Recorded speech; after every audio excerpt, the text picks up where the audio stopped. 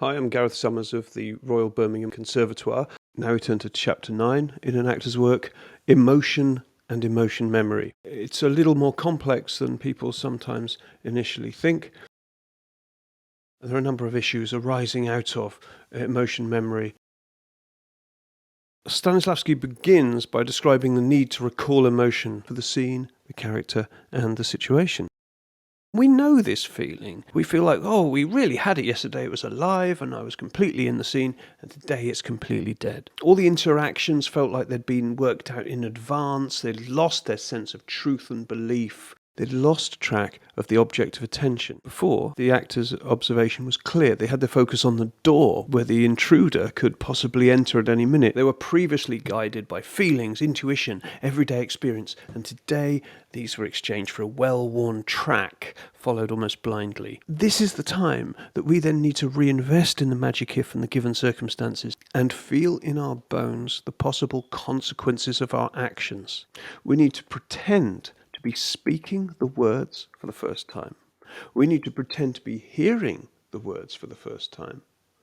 And we need to be imagining that we are doing what we are doing for the first time, not knowing the outcome. Emotion memory describes the need for an actor to be able to recall emotional content in a scene with the same intensity or subtlety. A traumatic accident, a relaxed afternoon might be brought back through, for example, the taste of a cake dipped in a cup of tea, the smell of a rose, or the feeling of walking on a high bridge. We access emotion memory through the senses. You can identify whether you have a more visual memory, one more associated with smell, with hearing, with taste.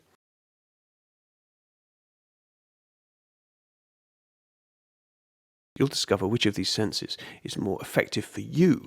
I would certainly not use a memory that is traumatic and unresolved. You could end up reliving feelings that have not been resolved. You might also react against your feelings and create more, not less tension. Initially, at least, choose something warm, fun, maybe nostalgic, but something safe for you to play with. Just tap into the sensation and see what you can do with that in the here and now. Get into the habit of remembering and recalling tastes and smells, sensations like heat and cold. Let these suggestions have an effect upon you. We are parasites on our own feelings.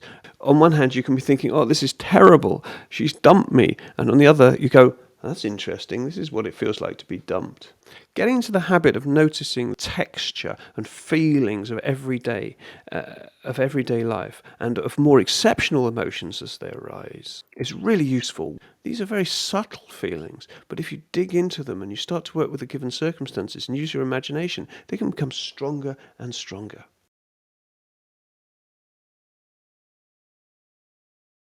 Now, this section is so often misunderstood, initially by Strasberg himself. This led Stella Adler to berate him, saying, you couldn't be on stage thinking of your own personal life, it was just schizophrenic. Adler later went to Stanislavsky and learnt that he had not intended emotion memory to be interpreted that way. A set of memories pops into your head of a great or terrible time. Now that story, the mental element. He isn't saying you're playing your own story. Of course, Stanislavsky says we use our own feelings. We are walking as the character, but we are using our own legs. But as the feelings emerge from emotion memory, get rid of the original story, substitute it for the story you're in now.